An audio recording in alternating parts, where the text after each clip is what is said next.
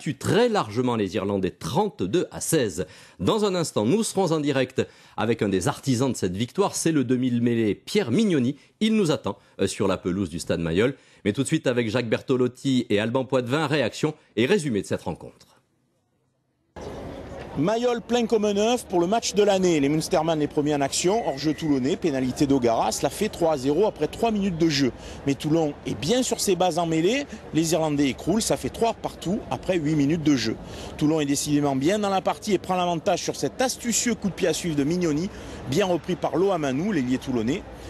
Un essai marqué à la 23e minute avec 2 pénalités de plus pour Wilkinson. Toulon mène 16-3 et même 26-6 grâce à ce deuxième essai toulonnais sur une relance de Mignoni pour Van Niekerk et Paul Saki. Finalement, en 2 temps, le Munster est déjà dans le rouge par des Toulonnais exemplaires. 26-9, c'est le score à la mi-temps. C'est eux aujourd'hui, c'est leur victoire, c'est leur qualification. Ils ont été énormes face au Munster. On avait pris 40 là-bas et je crois qu'on avait vraiment envie d'une revanche. Et je crois que les joueurs se le sont payés, c'est bien. C'est la première fois en plus que j'entends la Marseillaise ici à Mayol. Donc c'est vraiment un moment historique pour le club. Deuxième période, Wilkinson rajoute 2 pénalités, un essai refusé de chaque côté plus tard.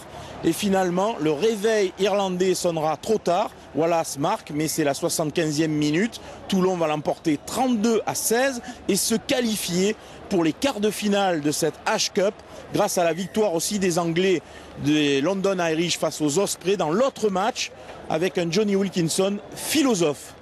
C'est important de donner tous. Et ici, ça c'est l'esprit. L'état d'esprit, on donne tous pour chacun, et pour le support, et pour le public, et pour la région, et pour l'équipe. Et comme ça, on est content avec la victoire, mais on sait qu'il y a un match ce week-end, le week-end qui approche, qui vient. Et après ça, il y aura un autre. Et un pilou présidentiel dans les vestiaires pour finir avec un match au Pays de Galles la semaine prochaine qui ne comptera que pour finir dans les meilleurs premiers de cette H-Cup. Voilà, après le pilou présidentiel, nous retrouvons en direct du Stade Mayol l'un des artisans de cette victoire, le demi-mêlée Pierre Mignoni. Bonsoir et bravo bien évidemment. En rentrant dans le stade tout à l'heure sur la pelouse, vous pensiez battre aussi facilement cette équipe de Munster ? Non, écoutez, on est rentré sur le terrain pour faire un grand match de rugby, pour essayer de rendre ce match historique et c'est ce qu'on a réussi à faire ce soir. Et vraiment pour notre public, pour la ville ici, c'est super. Qu'est-ce qui vous a poussé? C'était cette défaite cinglante que vous aviez eue au match aller ou le plaisir et le devoir de bien faire devant votre public varois? Non, c'est un peu les deux, hein, mais à Mayol, on se doit d'avoir un comportement exemplaire. Et aujourd'hui, si on n'avait pas envie de faire un grand match de rugby, c'est qu'on n'était pas une grande équipe. Mais on a prouvé qu'on avait envie de faire un grand match tous ensemble, collectivement. Et c'est la victoire d'un groupe avec beaucoup d'émotions à la fin. Mais j'espère que les gens s'en souviendront. En tout cas, nous, on va tout faire pour aller encore plus loin la semaine prochaine et les matchs d'après. Alors vous avez décidé de faire votre dernière saison, hein, c'est votre dernière saison à Toulon. J'imagine que ce cadeau, un quart de finale de H-Cup, c'est merveilleux pour vous, non? Oui, c'est génial, mais c'est génial pour le groupe, pas que pour moi. Je crois qu'on a l'opportunité de jouer un quart de finale.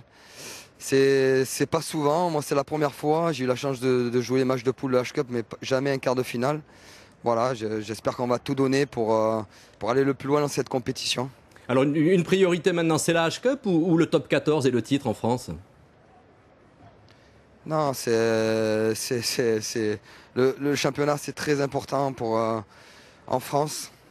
Donc on reste sur cet objectif, mais comment ne pas nourrir d'ambition quand on est en quart de finale de la Coupe d'Europe?